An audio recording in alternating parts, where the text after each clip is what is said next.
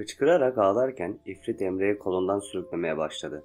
Annem ise artık gücü tükenmiş halde olacakları bekliyordu. Tıpkı Aksen gibi. Yalvarırım ne olur kardeşime bir şey yapmayın. Ayrılırım. Bir daha görüşmem Amiri'yle. İsterseniz Çağlar'la da evlenirim. Ne olur yapmayın. Belki bir ömür kimseyi sevemez. Tek başıma Amir'in aşkıyla yaşardım ama bir acıyı daha kaldıramazdı yüreğim. Nasıl dayanırım kardeş acısına? Nasıl unuturum?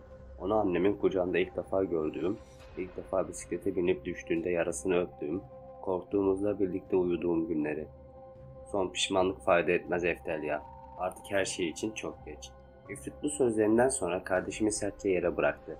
Cinler İfrit'in bir bakışıyla Emre'yi kollarından ve bacaklarından tutarak büyük ızgaranın üzerine yatırdılar. O an yapacaklarını anladığımda gözlerimi sımsıkı kapattım ve dua etmeye başladım. Cüen hızla çenemden tutarak dua etmemi engelledi ve kardeşime bakmam için beni zorlamaya başladı. Emre'nin gözlerinde gördüğüm korkuyu asla unutmayacaktım. Dudaklarımı kımıldatıp son sözlerimi söyledim. O ise bana bir cevap bile vermemişti. Beni affet ablacığım. Seni çok seviyorum. İfrit bu sözlerim üzerine sinirle ızgarayı yakıp ısısını en sona getirdi. Emre ise babam gibi acı dolu çığlıklar atıyordu. Burnuma gelen yanık et kokusu midemi alt üst ederken Emre'nin vücudundaki yağlar ve etler cos diye ses çıkartmaya başlamıştı. Anneme baktığımda Aksen ile birbirlerine sarılmış ağlıyorlardı. Benimse ağlamaktan gözümde yaşlar kurumuştu. Parıldayan ışıkla başımı Emre'ye çevirdiğimde artık dayanacak gücümün kalmadığını hissetmiştim. Kardeşimin saçları tutuşmuş, tüm başı alevler içinde yanıyordu. Artık o da hayatta değildi ve bu gerçek canımı çok yakıyordu. İfrit keyifle ızgarayı kapattı ve Emre'nin pişmiş bir etini koparıp yemeye başladı. Diğer cinlerin de birkaçı da Emre'nin başına toplanmış, vücudunun pişmiş yerlerinden yemeye başlamışlardı. Bu görüntüye daha fazla dayanamayıp olduğum yere kusmaya başladım. Ah, Eftelya, inan kardeşin eti çok lezzetli. Denemeni isterdim lakin zehirlenip ölmeni istemiyorum. Daha çok acı çekeceksin. Gühen sıra sende. Haydi seç birini. İfrit'in bu sözlerinden sonra Johan keyifle gözlerimin içine bakarak konuşmaya başladı. Annesini sen al İfrit. Benim akseniyle çok güzel planlarım var. İfrit bu sözler üzerine yüksek sesli bir kahkaha attı ve artık hiçbir tepki vermeyen annemin yanına giderek saçlarından tutup sürüklemeye başladı. Lanet olsun ki her şey Çağlar'ın yüzünden olmuştu. Bu yaşadığım bütün acılar onun yüzündendi. Eğer buradan kurtulursam onun canını okuyacaktım. Annemi bir sandalyeye oturtan İfrit el ve ayak bileklerini kayışlarla bağladı. Başına ve vücudunun çeşitli yerlerine bir sürü tel bağladı. Anladım ki annemin en korktuğu şeyi yapacaklar. Ona elektrik vereceklerdi. Annem bunun bilincinde olsa da hiçbir tepki göstermiyordu. Sadece gözlerimin içine bakıyordu. Bu suskunluğu canımı yakarken İfrit annemin eteğini ve iç çamaşırını yırttı. Bacaklarını ikiye ayırıp büyük demiri annemin bacak arasına yerleştirdi. Kumandaya benzeyen büyük bir cihazı eline aldı. Anne beni affet ne olur. Seni çok seviyorum. Beni affet. Bu sözlerimden sonra İfrit anneme aşırı voltajlı elektrik vermeye başladı. Annemin her yeri simsiyah olurken etinin yanık kokusu kardeşiminkine karışıyordu. İfrit ise voltajı biraz düşürüp bire arttırırken aniden durdu ve cinler annemin sandalyeden çözüp babamın üzerine yatırdılar.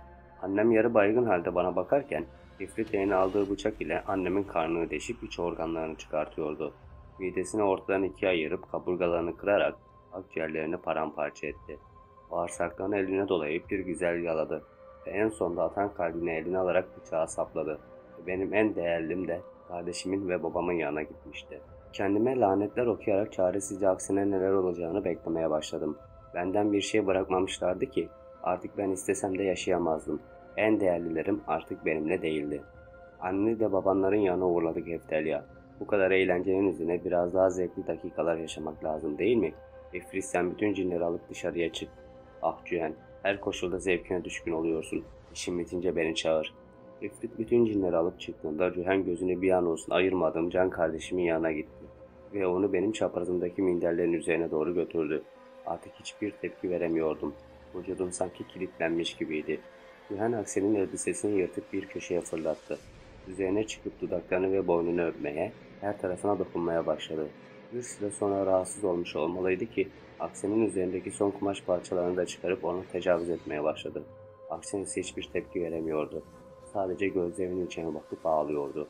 Bu durum bir süre sonra öyle bir hal almaya başladı ki gördüklerime inanmak istemiyordum. Aksen'in her yeri kan revan içinde kalmıştı.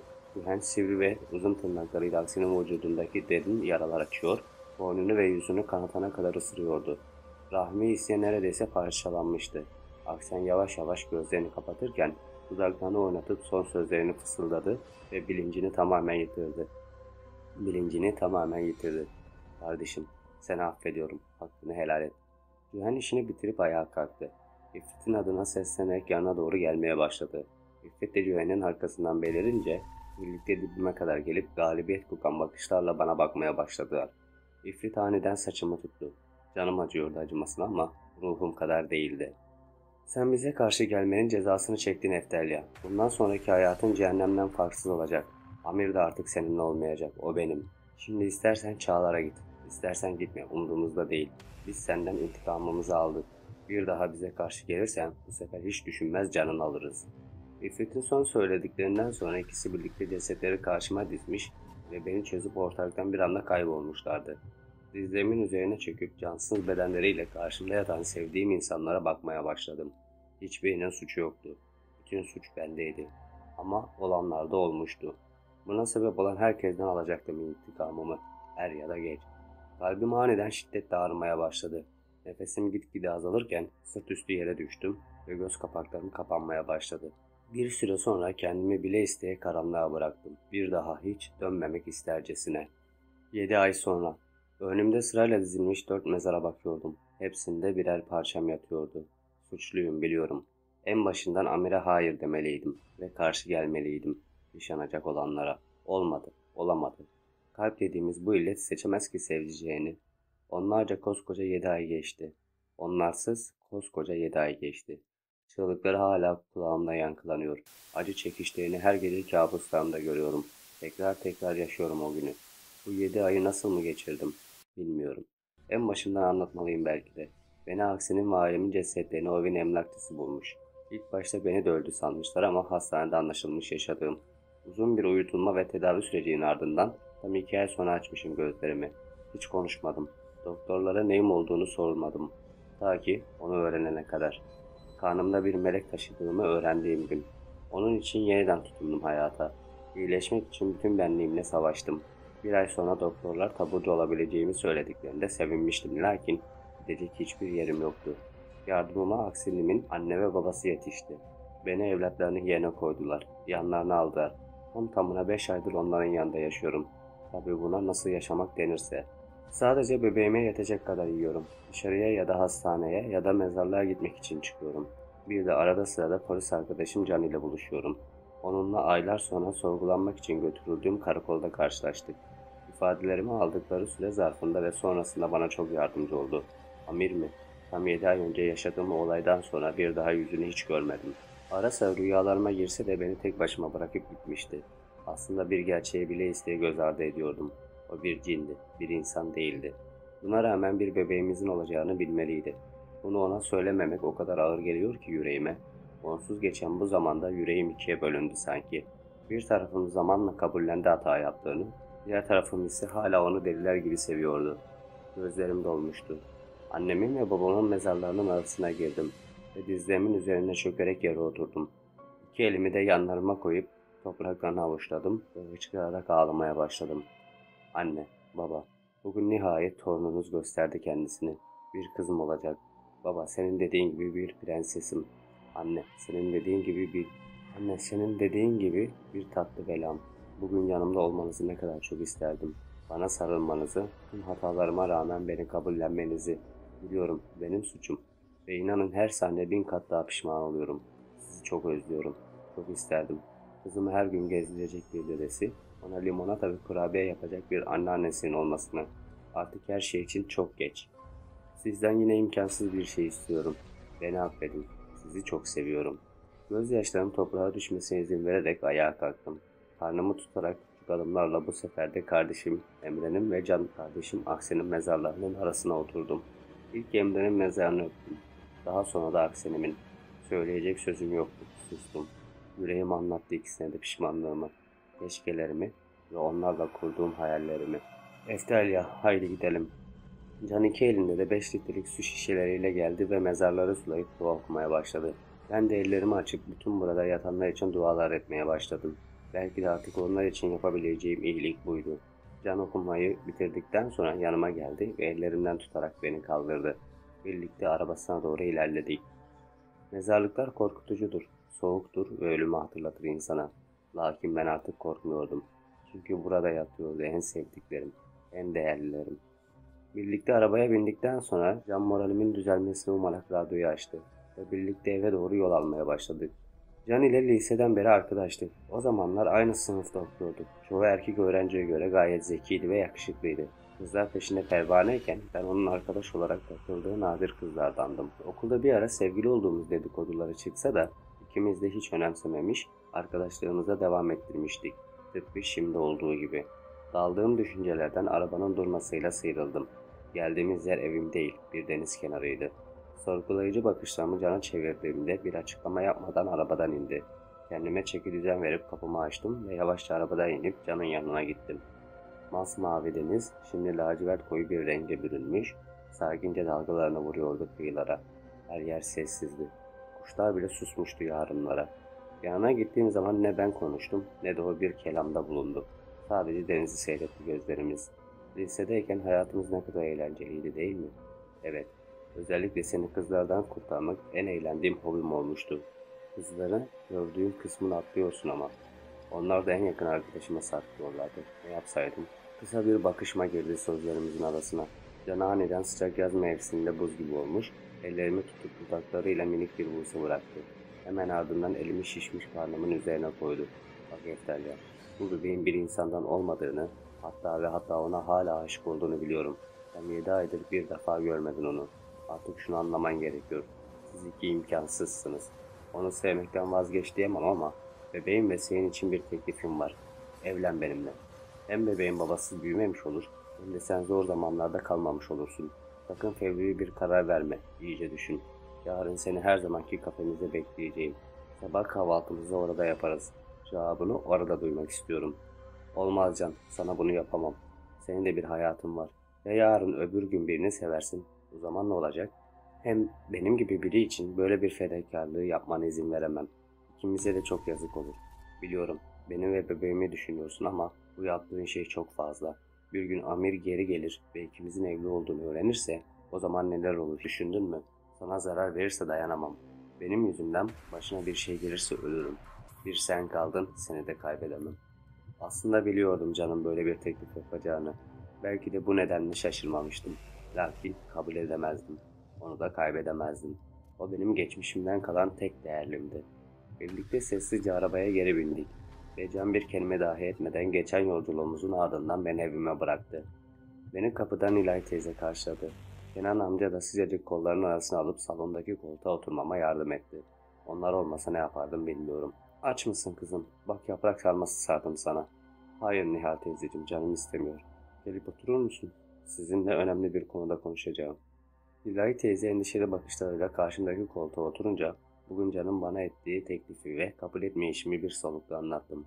Kızım keşke bir düşünseydin. Bak sakın yanlış anlama. Sen bizim ikinci kızımız oldun. Bu evde ömrünün sonuna kadar kalabilirsin ama bir bebeği babasız büyütmek çok zordur. Biz severek size bakarız ama çok yıpranırsın be yavrum. Bak Can iyi çocuk. Çok eskidendir birbirinizi tanıyorsunuz. Bence yarına kadar biraz düşün. Oflayarak ellerimle karnımı sardım ve gözümden akan bir damla yaşı silerek içimdekileri anlatmaya başladım. Can benim en değerlim Kenan amca. Ya bir gün Amir geri gelirse o zaman ne yapacağım? Bizim evli olduğumuzu öğrenirse Can'ı öldürür. Hayatımdan birinin daha benim yüzümden ölmesine dayanamam. Şu dünyada bebeğime en iyi baba olacak insan Can. Ama onun iyiliği için ondan uzak durmalıyım. Nilay teyze yanıma gelerek bana sıkıca sarıldı. O rahatlatıcı ses tonu ile konuşmaya başladı. Bir kadın için en zor şey bebeğini babasız büyütmektir. Bak kızım, Amir denen Odin'in bir daha gelip gelmeyeceği meçhul. Ya ömrün boyunca gelmezse sen ve kızın çok yıpranacaksınız. Hiç onu düşündün mü? Evet, korkularında haklısın. Amir gelirse olaylar karışabilir ama seni gerçekten seviyorsa her ne kadar cin de olsa kararına saygı gösterecektir. Hem sen değil miydin bir daha onunla olmayacağım diyen? Artık onun olmayacağı bir hayata adım atmalısın. Normal insanlar gibi yaşamalısın. Biz senin bu teklifi kabul etmenden yanayız. Şimdi çık odana, güzelce düşün ve cevabını Can'a yarın söyle. Başımı tamam anlamında sallayarak Nilay teyzenin yardımıyla odama geçtim. Üzerimdekilerden kurtulup bol elbisemi giydim ve yatağıma uzandım. Komodimin üzerine aldığım telefonumdan saate baktığımda 11'e geliyordu. Odanın ışığını kapatıp dualarımı ettim ve uykuya daldım. Yemyeşil bir ormandayız. Kızımla birlikte kıpkırmızı aynı model bir elbise giyindik. Etrafta bir sürü aile var. Hepsi de kalabalık gruplar halindeler ve bizim gibi piknik yapmaya gelmişler. Yere serdiğim sofra bezlerinin üzerinde uzanırken kızım da ip atlayan kızların yanına gitti. Yeni arkadaşlar edinmeyi çok seviyor annesinin bir tanesi. Gökyüzü mavisi, ara sıra beyaz bulutlar misafir olmaya geliyorlar. Gözlerimi kapattığımda ise kahkaha seslerinin verdiği huzur sarıyor dört bir yanımı. Gözlerim kapalıyken bir anda gök gürledi.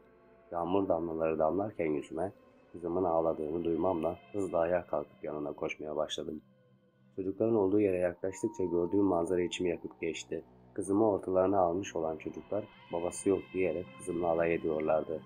Sermina'nın elinden tutarak hızla piknik yaptığımız yere geri döndüm ve kızıma sıkı sıkı sarılarak yanaklarından öptüm. Üzülmemesini, aslında onun bir babası olduğunu ama uzaklara gittiğini söylesem de bir işe yaramadı. Anne, benim babam nerede? Kızımın sorduğu soru canımı acıtırken gördüğüm yüz ve işittiğim sesi de aniden bu dünyadan soyutlandım. O gelmişti. Buradayım kızım. Seni almaya geldim. Sermina elimi bırakıp Amir'e doğru kahkaha atarak koşmaya başladığında hızla ona yetişip kolundan tuttum ve ona engel olmaya çalıştım. Bunca yıl sonra aniden gelip kızımı benden alamazdı. Buna izin veremezdim. Senin ne işin var burada? Onca yılın ardından neden geldin? Üstelik kızımı benden almak da ne demek oluyor? Amir, analı kılığına girmiş olarak geldiği için insanlar onun bir cin olduğunu anlamamışlardı. Yavaş adımlarla bana yaklaşan Amir, gözlerinde sakladığı intikam dolu bakışlarını gün yüzüne çıkarmıştı. Kolumu öyle bir sıkıyordu ki bir an kolumun koptuğunu bile düşünmüştüm. Acı içinde yüzümü buruştururken Amir'in o eski Amir olmadığını öğrenmiş oldum. Sen benden bebeğimizi sakladın Eftelya. Şimdi onsuz yaşama sırası sende. Sinirle onu sertçe ittirdim. Etrafımdaki insanları aldırmadan bağırarak konuşmaya başladım. Sen yıllarca bir defa dahi yanımıza gelmedin. Bir defa olsun bizi merak etmedin. Şimdi hangi yüzle kızımı benden almak istersin? Ben o günden sonra ne hale geldim biliyor musun? Annemi, babamı, kardeşimi, aksini senin yüzünden kaybettim. İfrit ve Cühen hepsini gözümün önünde işkence ede öldürdü. O zaman neredeydin? Emir daha da sinirlenerek beni yere doğru ittirdi ve boğazımı sıkarak konuşmaya başladı. Ne sen ne de o aptal ailen umurumda değilsiniz. Benim tek derdim kızım ve şimdi onu da alıp buradan gidiyorum.